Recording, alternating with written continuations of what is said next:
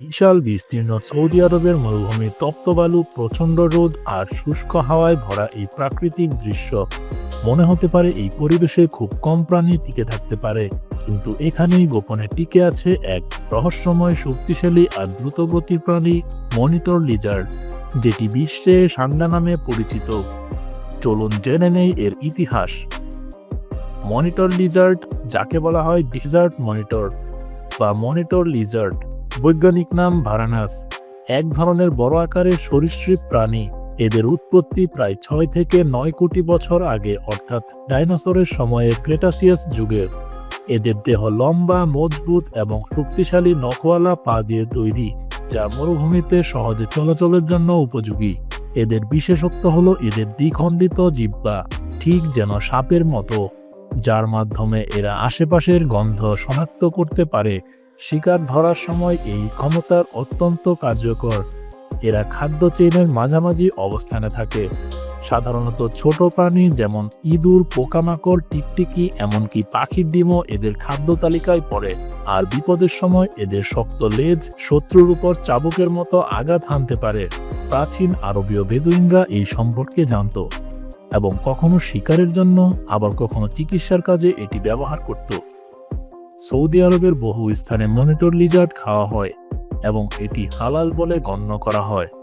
রাসূলুল্লাহ সাল্লাল্লাহু আলাইহি ওয়াসাল্লাম মনিটর লিজার্ড নিজে খাননি, তবে তিনি তা নিষেধও করেননি।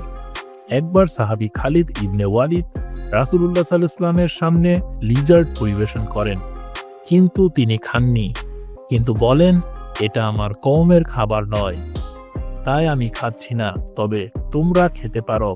সহিহ মুসলিম। চলুন জেনে নেই বিভিন্ন মাযহাবে এটা কি বলে।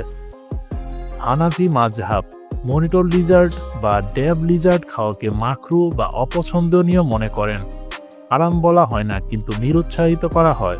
শাফেঈ ও মালিকি মাযহাব অধিকাংশ ক্ষেত্রে জায়েজ বা হালাল মনে করে, যদি প্রাণীটি নিজে থেকেই হারাম না হয়, যেমন বিষাক্ত না হয় বা নাপাক কিছু না খায়। সৌদি আরবে প্রচলিত মাযহাব হচ্ছে হানবলি মাযহাব। সাধারণত এটি হালাল বলে গণ্য করে। এর থেকে বোঝা যায় এই প্রাণী বহু পুরনো সময় থেকেই আরব সংস্কৃতিতে ছিল এবং ইসলামী ইতিহাসেও এর উল্লেখ আছে।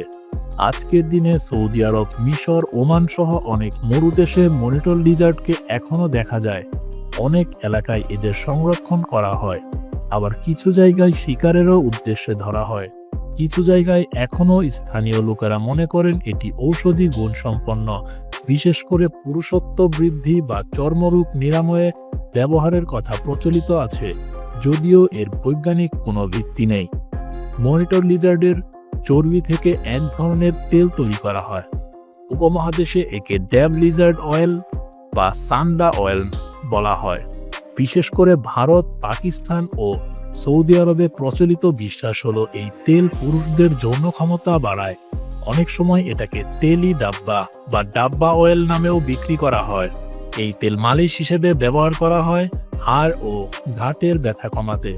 লোকজন বিশ্বাস করেন এতে ত্বকের কিছু রোগ যেমন চুলকানি, চর্মরোগ ইত্যাদি উপকার হয়। কিছু অঞ্চলে মরুভূমির মানুষ বিশ্বাস করেন যে শুকনো ওয়ারলকে বাড়ির আশেপাশে ঝুলিয়ে রাখলে সাপ দূরে থাকে।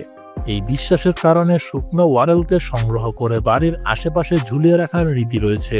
এই বিস্ময় প্রাণী যদি বেঁচে থাকতে পারে এই কঠিন পরিবেশে, তবে প্রমাণ মেলে টিকে থাকার মানে শুধু শক্তি নয়, বরং বুদ্ধি, ধৈর্য আর পরিবেশের সাথে খাপ খাইয়ে নেওয়া। আসুন আমরা এই পৃথিবীর অজানা বাসিন্দাদের আরও জানি, বুঝি আর তাদের সুরক্ষায় এগিয়ে আসি। আরও রহস্য জানতে চোখ রাখুন আমাদের পরবর্তী পর্বে। ভিডিওটি ভালো লাগলে লাইক, শেয়ার এবং সাবস্ক্রাইব করতে ভুলবেন না। এবং পরবর্তী এপিসোডগুলো যদি মিস করতে না চান, তাহলে আমাদের চ্যানেলের পাশেই থাকবেন।